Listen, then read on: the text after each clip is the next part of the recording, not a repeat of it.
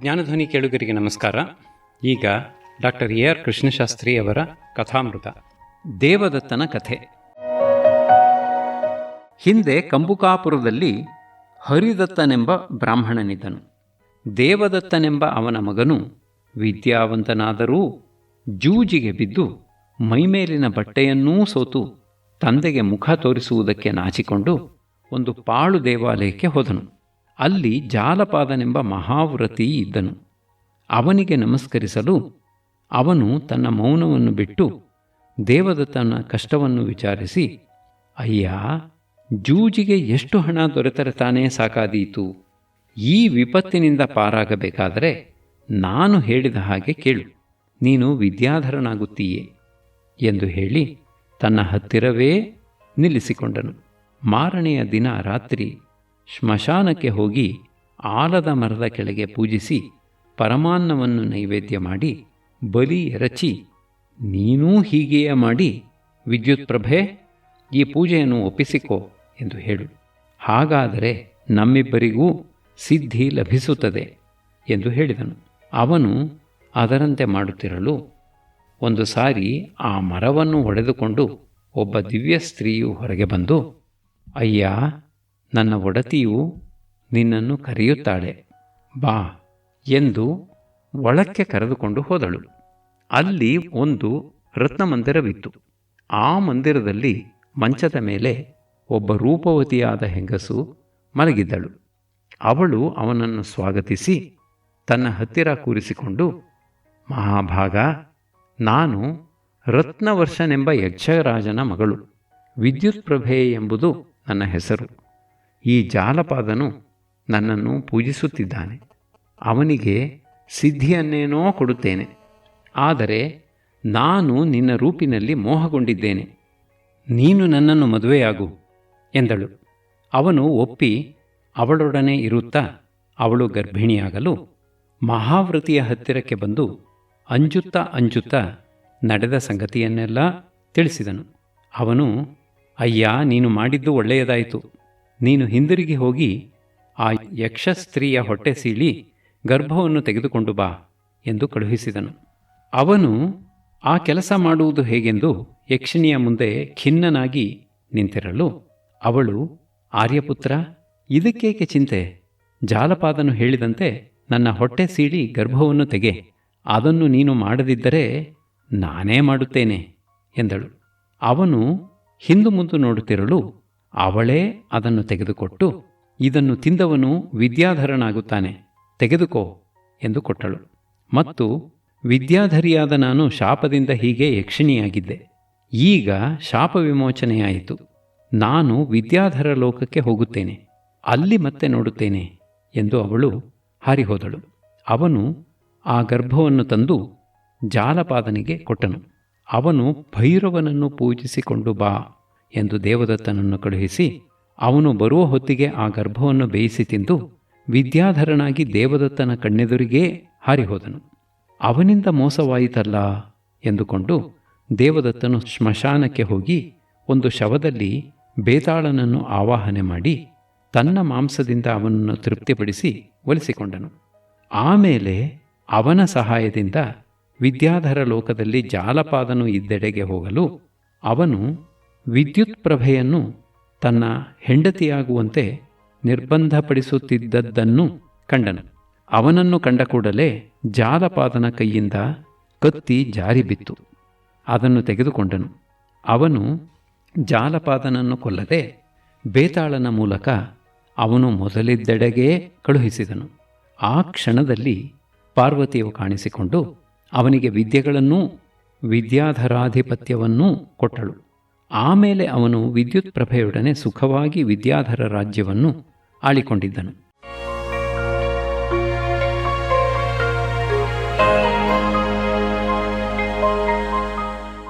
ಈ ಕಥೆಯನ್ನು ಹೇಳಿ ಬಿಂದುರೇಖೆಯು, ಆದ್ದರಿಂದ ಯಾವ ಚಿಂತೆಯನ್ನೂ ಮಾಡದೆ ನನ್ನ ಗರ್ಭವನ್ನು ತೆಗೆ ಎಂದಳು. ಶಕ್ತಿದೇವ, ನಿಶ್ಚಿಂತನಾಗಿ ಅದನ್ನು ತೆಗೆ. ಅದರ ಕುತ್ತಿಗೆಯನ್ನು ಹಿಡಿದುಕೊಂಡ ಕೂಡಲೇ ಅದು ಒಂದು ಕತ್ತಿಯಾಗುತ್ತದೆ ಎಂದು ಅಶರೀರವಾಣಿಯಾಯಿತು. ಆಗ ಅವನು ಧೈರ್ಯವಾಗಿ ಗರ್ಭವನ್ನು ತೆಗೆದು ಹಿಡಿದುಕೊಳ್ಳಲು ಅದು ಕತ್ತಿಯಾಯಿತು. ಅವನು ವಿದ್ಯಾಧರನಾದನು. ಬಿಂದುರೇಖೆಯು ಅಂತರ್ಧಾನವಾದಳು. ಆಗ ಅವನು ಬಿಂದುಮತಿಯ ಹತ್ತಿರಕ್ಕೆ ಹೋಗಿ ಇದೆಲ್ಲವನ್ನೂ ತಿಳಿಸಲು ಅವಳು, ನಾಥ, ನಾವು ಮೂವರೂ ಅಕ್ಕತಂಗಿಯರು. ಕನಕಪುರಿಯಲ್ಲಿ ಶಾಪ ಪಡೆದು ಇಲ್ಲಿ ಹುಟ್ಟಿದ್ದೆವು. ಅವರಿಬ್ಬರಿಗೆ ಶಾಪ ವಿಮೋಚನೆಯಾಗಿ ಅಲ್ಲಿಗೆ ಹೋದಳು. ನಾನು ಈಗ ಅಲ್ಲಿಗೆ ಹೋಗುತ್ತೇನೆ. ಚಂದ್ರಪ್ರಭೆಯು ನಮ್ಮೆಲ್ಲರಿಗೂ ಹಿರಿಯಳು. ಖಡ್ಗದ ಪ್ರಭಾವದಿಂದ ನೀನೂ ಬೇಗ ಬಾ. ನಾವು 4 ಜನರನ್ನೂ ಇತರರನ್ನೂ ಮದುವೆಯಾಗಿ ನಮ್ಮ ತಂದೆಯ ರಾಜ್ಯವನ್ನು ಆಳುವೆಯಂತೆ ಎಂದಳು. ಅವನು ಹಾಗೆಯೇ ಆಗಲೆಂದು ಅವಳೊಡನೆ ಆಕಾಶ ಮಾರ್ಗದಿಂದ ಕನಕಪುರಿಗೆ ಹೋದನು. ಅಲ್ಲಿಂದ ಅವರೆಲ್ಲರೂ ಶಶಿಖಂಡನೆಂಬ ಆ ವಿದ್ಯಾಧರ ರಾಜನಲ್ಲಿಗೆ ಹೋದರು. ಅವನು ಸಂತೋಷಪಟ್ಟು ಶಕ್ತಿದೇವನಿಗೆ ಶಕ್ತಿವೇಗನೆಂಬ ಹೆಸರಿಟ್ಟು ತನ್ನ ರಾಜ್ಯವನ್ನೂ ವಿದ್ಯೆಗಳನ್ನೂ ಹೆಣ್ಣು ಮಕ್ಕಳನ್ನೂ ಕೊಟ್ಟನು. ಆ ಶಕ್ತಿವೇಗನೇ ನಾನು ನನ್ನ ಮಾವನ ಅಪ್ಪಣೆಯಂತೆ ಮುಂದೆ ವಿದ್ಯಾಧರ ಚಕ್ರವರ್ತಿಯಾಗಲಿರುವ ನನ್ನ ತಮ್ಮ ಮಗನಿಗೆ ವಂದಿಸಿ ಹೋಗೋಣ ಎಂದು ಬಂದೆ ಎಂದು ಹೇಳಿ ವತ್ಸರಾಜನ ಅನುಜ್ಞೆಯನ್ನು ಪಡೆದು ಆಕಾಶ ಮಾರ್ಗದಿಂದ ಹೊರಟು ಹೋದನು. ಎಳೆಯ ಮಗುವಿನಿಂದಲೂ ರಾಣಿಯರಿಂದಲೂ ಮಂತ್ರಿಗಳಿಂದಲೂ ಕೂಡಿಕೊಂಡು ರಾಜನು ತುಂಬ ಆನಂದದಲ್ಲಿದ್ದನು. ಚತುರ್ದಾರಿಕಾ ಲಂಬಕ ಮುಗಿಯಿತು. ಶ್ರೀರಸ್ತು.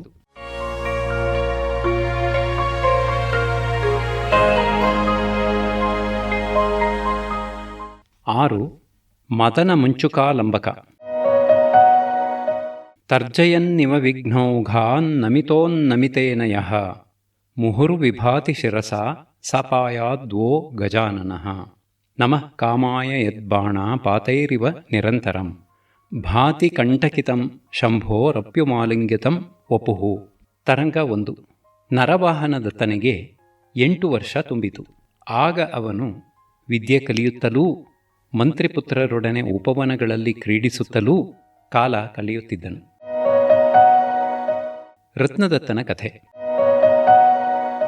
ಅತ್ತ ವಿತಸ್ತಾ ನದಿಯ ತೀರದಲ್ಲಿರುವ ತಕ್ಷಶಿಲೆಗೆ ಬುದ್ಧ ಭಕ್ತನಾದ ಕಳಿಂಗದತ್ತನೆಂಬುವನು ರಾಜನಾಗಿದ್ದನು.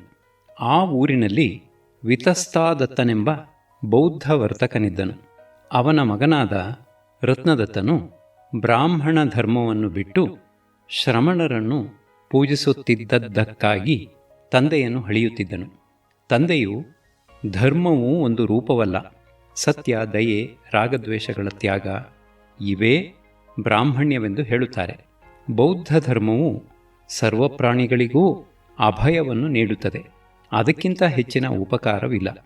ಅಹಿಂಸಾ ಪ್ರಧಾನವಾದ ಇಂಥ ದರ್ಶನದಲ್ಲಿ ಆಸಕ್ತನಾಗಿರುವುದು ಅಧರ್ಮವಲ್ಲ ಎಂದು ತಿಳಿಯ ಹೇಳಿದನು.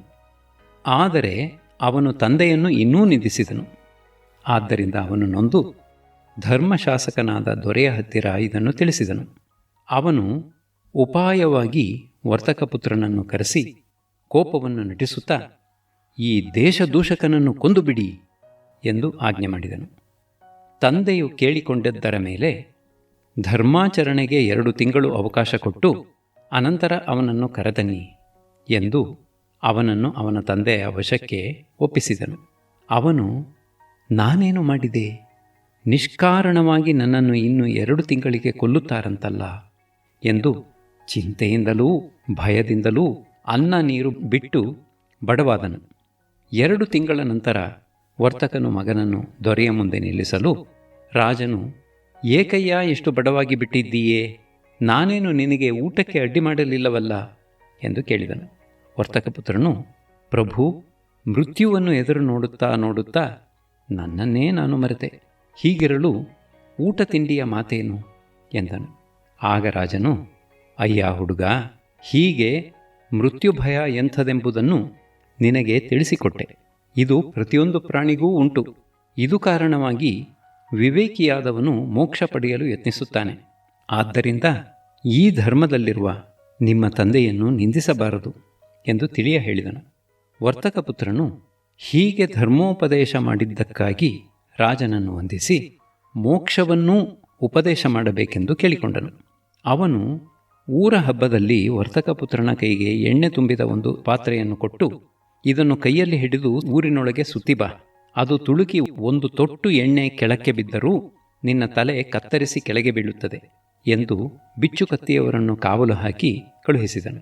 ವರ್ತಕ ಹುಡುಗನು ತುಂಬ ಕಷ್ಟದಿಂದ ಹಾಗೆಯೇ ಸುತ್ತಿ ಬಂದನು. ರಾಜನು ಅವನನ್ನು ಊರಿನಲ್ಲಿ ಏನೇನು ನೋಡಿದೆ ಎಂದು ಕೇಳಲು ಅವನು ಕೈ ಮುಗಿದುಕೊಂಡು, ದೇವ, ನಿಜ ಹೇಳಬೇಕಾದರೆ ನಾನು ಏನನ್ನೂ ನೋಡಲಿಲ್ಲ, ಕೇಳಲಿಲ್ಲ. ಎಣ್ಣೆ ಎಲ್ಲಿ ಚೆಲ್ಲೀತೋ ಎಂಬ ಜ್ಞಾನದಲ್ಲಿಯೇ ಇದ್ದೆ ಎಂದು ಉತ್ತರ ಕೊಟ್ಟನು. ರಾಜನು, ಪರವನ್ನೂ ಹೀಗೆಯೇ ಏಕಾವಧಾನದಿಂದ ಧ್ಯಾನಿಸು. ಏಕಾಗ್ರತೆಯಿಂದ ಹೊರವೃತ್ತಿಗಳು ಹೋಗಿ ತತ್ವ ಕಾಣುತ್ತದೆ. ತತ್ವ ಕಂಡರೆ ಕರ್ಮದ ಬಲೆಯಲ್ಲಿ ಸಿಕ್ಕುವುದಿಲ್ಲ. ಇದೇ ಮೋಕ್ಷೋಪದೇಶದ ಸಂಗ್ರಹ ಎಂದನು. ವರ್ತಕಪುತ್ರನು ಕೃತಾರ್ಥನಾದನೆಂದು ತಂದೆಯ ಮನೆಗೆ ಹೋದನು.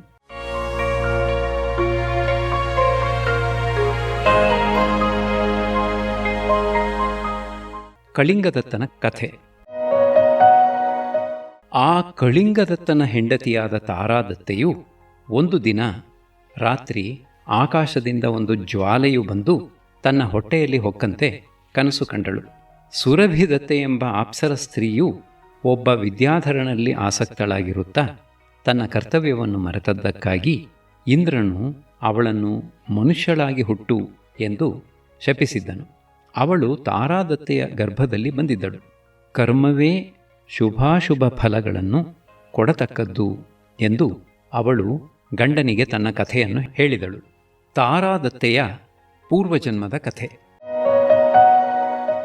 ನಾನಿನ್ನೂ ಚಿಕ್ಕ ಹುಡುಗಿಯಾಗಿದ್ದಾಗಲೇ ನನ್ನ ತಂದೆ ತಾಯಿಗಳಾದ ಧರ್ಮದತ್ತ ನಾಗಶ್ರೀಯರಿಗೆ ಪೂರ್ವಜನ್ಮ ಸ್ಮರಣೆ ಉಂಟಾಯಿತು. ಅದನ್ನು ಅವರು ಹೇಳಿಕೊಳ್ಳುವುದಕ್ಕಿಲ್ಲ, ಹೇಳದಿರುವುದಕ್ಕಿಲ್ಲ. ಹೇಳದಿದ್ದರೆ ಪ್ರೀತಿಗೆ ವಿಘಾತ, ಹೇಳಿದರೆ ಸಾವು. ಆದರೂ ನನ್ನ ತಾಯಿಯು ತನ್ನ ವೃತ್ತಾಂತವನ್ನು ಮೊದಲು ಹೇಳಿದಳು. ಅದೇ ದೇಶದಲ್ಲಿಯೇ ಮಾಧವನೆಂಬ ಬ್ರಾಹ್ಮಣನ ಮನೆಯಲ್ಲಿ ಅವಳು ದಾಸಿಯಾಗಿದ್ದಳು. ಅವಳ ಗಂಡನಾದ ದೇವದಾಸನು ಒಂದು ವರ್ತಕನ ಮನೆಯಲ್ಲಿ ಕೆಲಸ ಮಾಡುತ್ತಿದ್ದನು. ಮನೆಯಲ್ಲಿದ್ದದ್ದು ಒಂದು ತಪ್ಪಲೆ, ಒಂದು ಕೊಡ, ಒಂದು ಪೊರಕೆ, ಒಂದು ಮಂಚ, ಇಷ್ಟೇ. ಉಡುವುದಕ್ಕೂ ಹೊದೆಯುವುದಕ್ಕೂ ಒಂದೊಂದು ಬಟ್ಟೆ ಹೊರತು ಎರಡನೆಯದು ಇರಲಿಲ್ಲ. ಆದರೆ ಅವರು ಸುಖವಾಗಿದ್ದರು. ಸ್ವಲ್ಪ ದಿನದಲ್ಲಿ ಬರ ಬಂದು ಅವರಿಗೆ ಸಿಕ್ಕುತ್ತಿದ್ದ ಅನ್ನ ಕಡಿಮೆಯಾಯಿತು. ಆ ಸ್ಥಿತಿಯಲ್ಲಿ ಒಬ್ಬ ಅತಿಥಿ ಬಂದನು. ದೇವದಾಸನು ತನ್ನ ಅನ್ನವನ್ನು ಅವನಿಗೆ ಕೊಟ್ಟು ತಾನು ಪ್ರಾಣ ಬಿಟ್ಟನು.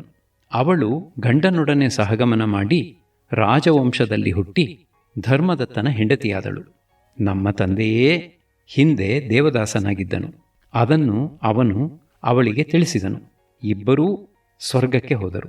ನನ್ನ ಚಿಕ್ಕಮ್ಮನು ನನ್ನನ್ನು ಸಾಕಿದಳು. ನಮ್ಮ ಮನೆಗೆ ಬಂದಿದ್ದ ಒಬ್ಬ ಮುನಿಯನ್ನು ನಾನು ಕುಂತಿಯು ದುರ್ವಾಸನನ್ನು ಸೇವಿಸಿದಂತೆ ಸೇವಿಸಲು ಅವನು ಕೊಟ್ಟ ವರದಿಂದ ಧಾರ್ಮಿಕನಾದ ನಿನ್ನನ್ನು ಪತಿಯಾಗಿ ಪಡೆದೆ ಎಂದಳು. ಕಳಿಂಗದತ್ತನು, ದೇವಿ, ಧರ್ಮವು ಸ್ವಲ್ಪವಾದರೂ ಚೆನ್ನಾಗಿ ಆಚರಿಸಿದರೆ ಅದರ ಫಲ ಅಧಿಕ ಎಂಬುದು ನಿಜ ಎಂದು 7 ಬ್ರಾಹ್ಮಣರ ಕಥೆಯನ್ನು ಹೇಳಿದನು. 7 ಬ್ರಾಹ್ಮಣರ ಕಥೆ. ಹಿಂದೆ ಕುಂಡಿನಪುರದಲ್ಲಿ ಒಬ್ಬ ಉಪಾಧ್ಯಾಯನಿಗೆ 7 ಜನ ಬ್ರಾಹ್ಮಣ ಹುಡುಗರು ಶಿಷ್ಯರಾಗಿದ್ದರು. ದುರ್ಭಿಕ್ಷ ಬರಲು ಅವನು ತನ್ನ ಮಾವನ ಮನೆಯಿಂದ ಒಂದು ಹಸುವನ್ನು ತರುವಂತೆ ಅವರನ್ನು ಕಳುಹಿಸಿದನು. ಅವರು ಅವನ ಊರಿಗೆ ಹೋಗಿ ಕೇಳಲು ಅವನು ಹಸುವನ್ನೇನೋ ಕೊಟ್ಟನು, ಆದರೆ ಅವರಿಗೆ ಅನ್ನ ಹಾಕಲಿಲ್ಲ. ಆದ್ದರಿಂದ ಹಿಂದಿರುಗಿ ಬರುತ್ತಾ ಹಸುವಿನಿಂದ ಬಳಲಿ ಬಿದ್ದು, ಉಪಾಧ್ಯಾಯರ ಮನೆಯೋ ಇನ್ನೂ ತುಂಬ ದೂರವಿದೆ, ನಾವೋ ಸಾಯುತ್ತಾ ಬಿದ್ದಿದ್ದೇವೆ, ಎಲ್ಲಿಯೂ ಅನ್ನ ಸಿಗದು, ಈ ಹಸುವೂ ಹಾಗೆ ಸಾಯಲಾಗಿದೆ.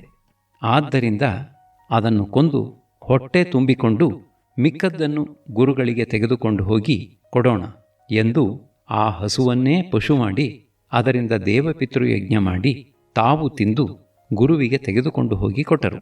ಅವರು ಸತ್ಯವನ್ನು ಹೇಳಿದ್ದರಿಂದ ಗುರುವು ಅವರ ತಪ್ಪನ್ನು ಕ್ಷಮಿಸಿ ಸಂತೋಷಪಟ್ಟನು. ಅವರೆಲ್ಲರೂ ಇನ್ನೊಂದು ವಾರದಲ್ಲಿ ಹೊಟ್ಟೆಗಿಲ್ಲದೆ ಸತ್ತರು. ಆದರೂ ಆ ಸತ್ಯದ ಪ್ರಭಾವದಿಂದ ಜಾತಿಸ್ಮರರಾಗಿ ಹುಟ್ಟಿದರು. ಶುದ್ಧ ಸಂಕಲ್ಪದಿಂದ ಸತ್ಫಲವೂ ದುಷ್ಟ ಸಂಕಲ್ಪದಿಂದ ಅನಿಷ್ಟ ಫಲವೂ ಬರುತ್ತದೆ. ಅದಕ್ಕೊಂದು ಕಥೆ ಹೇಳುತ್ತೇನೆ. ಬ್ರಾಹ್ಮಣ ಚಂಡಾಲ ಇವರ ಕಥೆ. ಗಂಗಾ ತೀರದಲ್ಲಿ ಒಬ್ಬ ಬ್ರಾಹ್ಮಣನೂ ಒಬ್ಬ ಚಂಡಾಲನೂ ಅನಶನ ವ್ರತದಿಂದ ತಪಸ್ಸು ಮಾಡುತ್ತಿದ್ದರು. ನಿಷಾದರು ಅಲ್ಲಿ ಮೀನು ಹಿಡಿದು ತಿನ್ನುತ್ತಿದ್ದುದನ್ನು ನೋಡುತ್ತಿದ್ದ ಬ್ರಾಹ್ಮಣನು, ಈ ಬೆಸ್ತ ಬಡ್ಡಿಯ ಮಕ್ಕಳು ಏನು ಪುಣ್ಯವಂತರು, ಪ್ರತಿನಿತ್ಯವೂ ಎಷ್ಟು ಬೇಕೋ ಅಷ್ಟು ಶಫರ ಮೀನಿನ ಮಾಂಸವನ್ನು ತಿನ್ನುತ್ತಾರೆ ಎಂದುಕೊಳ್ಳುತ್ತಿದ್ದನು. ಚಂಡಾಲನು ಅವರನ್ನೇ ನೋಡಿ, ಈ ಪ್ರಾಣಿ ಹಿಂಸಕರಿಗೆ ಧಿಕ್ಕಾರವಿರಲಿ, ಇವರ ಮುಖ ನೋಡಬಾರದು ಎಂದು ಕಣ್ಣು ಮುಚ್ಚಿಕೊಂಡು ಆತ್ಮನಿಷ್ಠನಾಗಿರುತ್ತಿದ್ದನು. ಸತ್ತ ಮೇಲೆ ಬ್ರಾಹ್ಮಣನ ಹೆಣವನ್ನು ನಾಯಿಗಳು ತಿಂದು ಹಾಕಿದವು. ಅವನು ಬೆಸ್ತನಾಗಿ ಹುಟ್ಟಿದನು, ಆದರೆ ತೀರ್ಥ ಮಹಿಮೆಯಿಂದ ಜಾತಿಸ್ಮರಣಾದನು. ಚಂಡಾಲನು ಗಂಗಾ ತೀರದಲ್ಲಿಯೇ ರಾಜನ ಮನೆಯಲ್ಲಿ ಜಾತಿಸ್ಮರಣಾಗಿ ಹುಟ್ಟಿದನು. ಧರ್ಮವೃಕ್ಷಕ್ಕೆ ಮನಸ್ಸೇ ಬೇರು. ಅದು ಶುದ್ಧವಾಗಿದ್ದರೆ ಫಲವೂ ಚೆನ್ನಾಗಿರುತ್ತದೆ. ಅಲ್ಲದೆ ಕರ್ಮಕ್ಕೆ ಬರುವ ಫಲ ಅದರ ಸತ್ವಕ್ಕೆ ಅನುರೂಪವಾಗಿರುತ್ತದೆ. ವಿಕ್ರಮಸಿಂಹ ಮತ್ತು ಇಬ್ಬರು ಬ್ರಾಹ್ಮಣರು, ಇವರ ಕಥೆ. ಉಜ್ಜಯಿನಿ ನಗರದಲ್ಲಿ ವಿಕ್ರಮಸಿಂಹನೆಂಬ ರಾಜನಿದ್ದನು.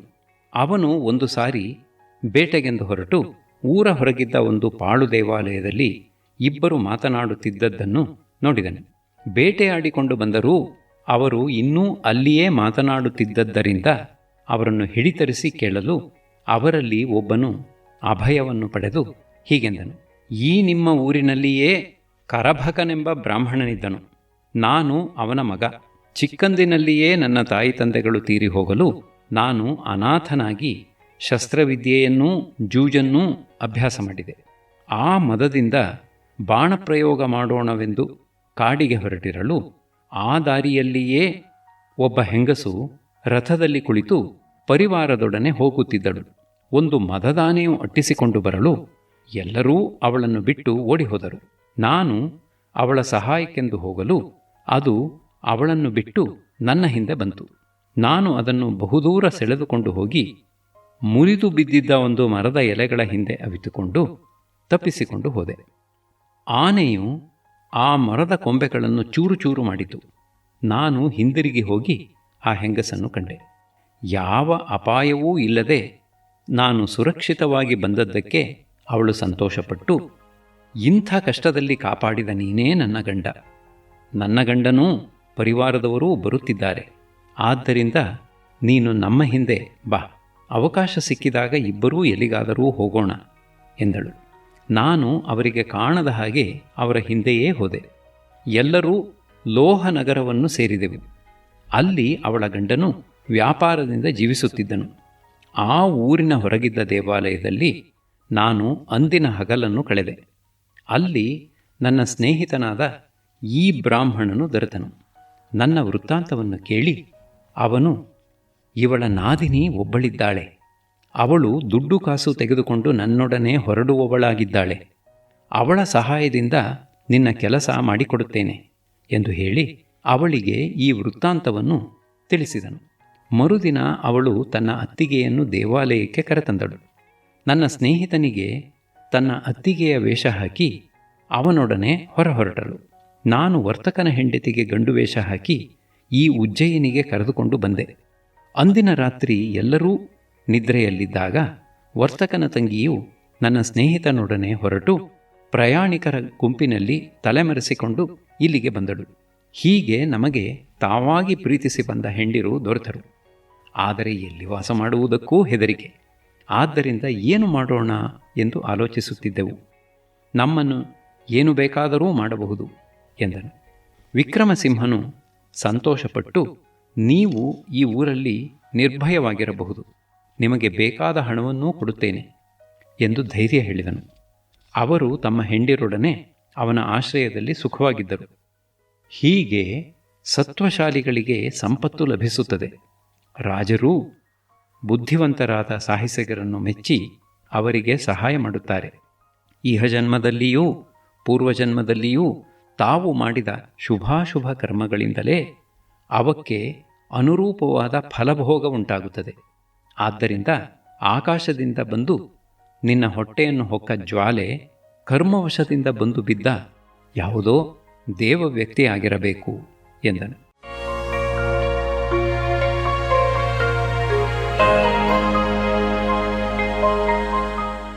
ಎರಡನೆಯ ತರಂಗ.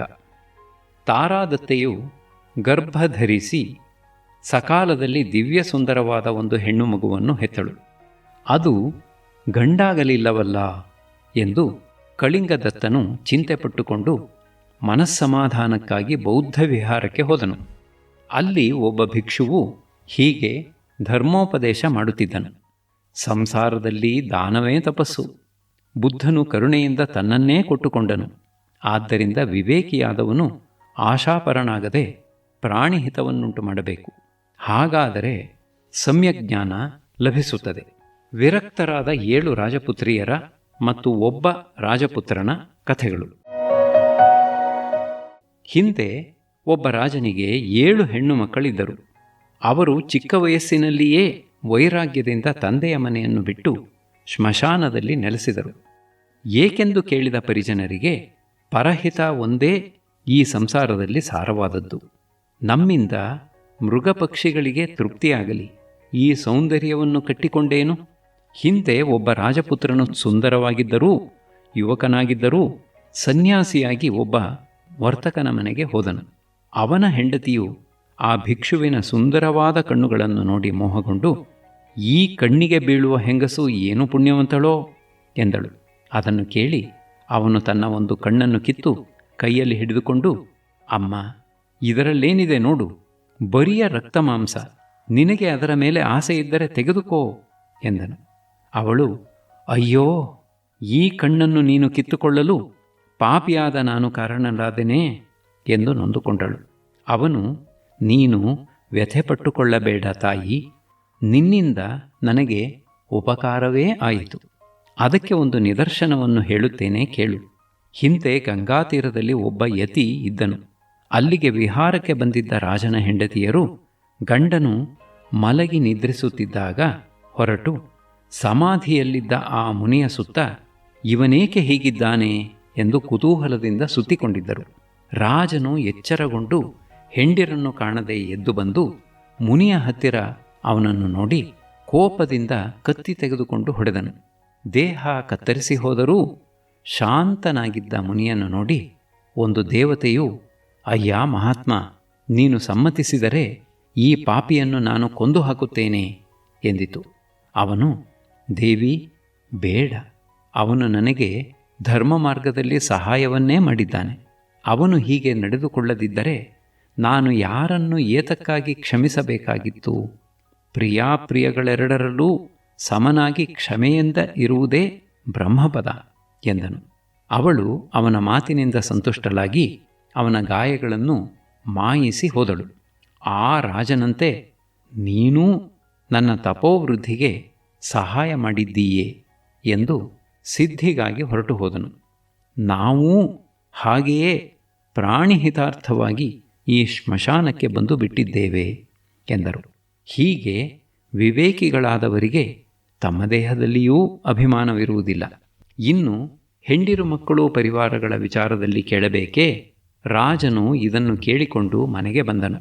ಅಲ್ಲಿ ರಾಜಕುಟುಂಬಕ್ಕೆ ಬೇಕಾದ ವೃದ್ಧ ಬ್ರಾಹ್ಮಣನು, ಮಹಾರಾಜ, ಹೆಣ್ಣು ಹುಟ್ಟಿತೆಂದು ಏಕೆ ಚಿಂತಿಸುತ್ತೀಯೇ? ಗಂಡು ಮಕ್ಕಳಿಗಿಂತಲೂ ಹೆಣ್ಣು ಮಕ್ಕಳೇ ಮೇಲು. ಗಂಡು ಮಕ್ಕಳಿಗೆ ರಾಜ್ಯದ ಮೇಲೇ ಕಣ್ಣು. ಅವರು ತಂದೆಯನ್ನು ಎಂದಿಗೆ ನುಂಗಿಕೊಂಡೇವು ಎನ್ನುತ್ತಿರುತ್ತಾರೆ. ಕನ್ಯಾದಾನದಿಂದ ಬರುವ ಫಲ ಗಂಡು ಮಕ್ಕಳಿಂದ ಬಂದೀತೆ. ಅದಕ್ಕೆ ಸುಲೋಚನೆಯ ಕಥೆಯನ್ನು ಹೇಳುತ್ತೇನೆ ಕೇಳು. ಸುಲೋಚನೆಯ ಕಥೆ. ಚಿತ್ರಕೂಟದಲ್ಲಿ ಸುಷೇಣನೆಂಬ ರಾಜನಿದ್ದನು. ಅವನು ಆ ಬೆಟ್ಟದ ಬುಡದಲ್ಲಿ ಒಂದು ಉದ್ಯಾನವನ್ನೂ ಅದರ ಮಧ್ಯದಲ್ಲಿ ಒಂದು ಸರೋವರವನ್ನೂ ಮಾಡಿಸಿದ್ದನು. ಅವನಿಗೆ ಅನುರೂಪಳಾದ ಹೆಂಡತಿ ಇಲ್ಲದ್ದರಿಂದ ಒಬ್ಬನೇ ಆ ಉದ್ಯಾನದಲ್ಲಿ ವಿಹರಿಸುತ್ತಿದ್ದನು. ಒಂದು ಸಾರಿ ಅಂತರಿಕ್ಷದಲ್ಲಿ ಹೋಗುತ್ತಿದ್ದ ರಂಭೆಯು ಅವನನ್ನು ನೋಡಿ ಮೋಹಗೊಂಡು ಇಳಿದು ಬಂದಳು. ಅವನೊಡನೆಯೇ ಇದ್ದು ಗರ್ಭ ಧರಿಸಿ ಒಂದು ಹೆಣ್ಣು ಮಗುವನ್ನು ಹೆತ್ತು, ನಾನು ರಂಭೆ, ನಿನ್ನನ್ನು ಮೆಚ್ಚಿ ಬಂದಿದ್ದೆ. ಮಗುವಾದ ಕೂಡಲೇ ಬಿಟ್ಟು ಹೋಗುವುದು ನಮ್ಮ ಪದ್ಧತಿ. ಇವಳಿಗೆ ಮದುವೆಯಾದ ಮೇಲೆ ಸ್ವರ್ಗದಲ್ಲಿ ನಮ್ಮಿಬ್ಬರಿಗೂ ಮತ್ತೆ ಸಂಗಮ ಎಂದು ಹೇಳಿ ಹೊರಟು ಹೋದಳು. ಮಗುವಿನ ಕಣ್ಣು ಬಹು ಸುಂದರವಾಗಿದ್ದುದರಿಂದ ಅದಕ್ಕೆ ಸುಲೋಚನೆ ಎಂದು ಹೆಸರಿಟ್ಟು ರಾಜನು ಸಾಕಿಕೊಂಡು ಬಂದನು. ಯೌವನ ಬಂದ ಮೇಲೆ ಉದ್ಯಾನದಲ್ಲಿ ಓಡಾಡುತ್ತಿದ್ದ ಅವಳನ್ನು ಕಾಶ್ಯಪನೆಂಬ ಮುನಿಕುಮಾರನು ಕಂಡು ಮೆಚ್ಚಿ ಮದುವೆ ಮಾಡಿಕೊಡು ಎಂದು ಅವಳ ತಂದೆಯನ್ನು ಕೇಳಿದನು. ರಾಜನು, ಇವಳ ಮದುವೆಯಾದರೆ ನನಗೆ ರಂಭೆಯೊಡನೆ ಸ್ವರ್ಗದಲ್ಲಿ ಪುನಃ ಸಮಾಗಮ ಉಂಟಾಗುವುದಾಗಿ ಅವಳು ಹೇಳಿದ್ದಳು. ಅದು ಆಗುವುದು ಹೇಗೆ ಎಂದು ಮುನಿಯನ್ನು ಕೇಳಿದನು. ಮುನಿಯು ತನ್ನ ತಪಸ್ಸಿನ ಒಂದು ಭಾಗವನ್ನು ಅವನಿಗೆ ಕೊಟ್ಟು ಅವನನ್ನು ಸಶರೀರನಾಗಿ ಸ್ವರ್ಗಕ್ಕೆ ಕಳುಹಿಸಿದನು. ಹೀಗೆ ಸುಷೇಣನು ತನ್ನ ಮಗಳಿಂದಲೇ ಕೃತಾರ್ಥತೆ ಪಡೆದನು.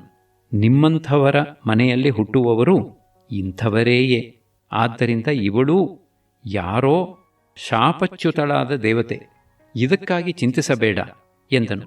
ಅವನು ಸಮಾಧಾನ ಮಾಡಿಕೊಂಡು ಮಗುವಿಗೆ ಕಳಿಂಗಸೇನೆ ಎಂದು ಹೆಸರಿಟ್ಟನು.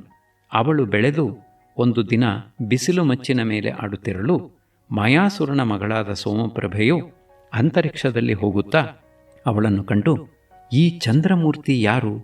ಜನ್ಮಾಂತರದಲ್ಲಿ ನಾವು ಸ್ನೇಹಿತರಾಗಿದ್ದಿರಬೇಕು, ಇಲ್ಲದಿದ್ದರೆ ಅವಳಲ್ಲಿ ಹೀಗೆ ಸ್ನೇಹವು ಉಕ್ಕಿ ಬರುತ್ತಿರಲಿಲ್ಲ ಎಂದು ಇಳಿದು ಬಂದು ಅವಳೊಡನೆ ಸ್ನೇಹ ಮಾಡಿಕೊಂಡಳು. ಅವಳೊಡನೆ ಮಾತನಾಡುತ್ತಾ, ಅಮ್ಮ, ನೀನು ರಾಜಪುತ್ರರೊಡನೆ ಬಾಳುವುದು ಕಷ್ಟ. ಅವರು ಸ್ವಲ್ಪ ಅಪರಾಧಕ್ಕೆಲ್ಲ ಬಹಳವಾಗಿ ಕೋಪಿಸಿಕೊಳ್ಳುತ್ತಾರೆ. ಅದಕ್ಕೆ ರಾಜಪುತ್ರ ವರ್ತಕಪುತ್ರರ ಕಥೆ ಹೇಳುತ್ತೇನೆ ಕೇಳು. ರಾಜಪುತ್ರ ವರ್ತಕಪುತ್ರರ ಕಥೆ.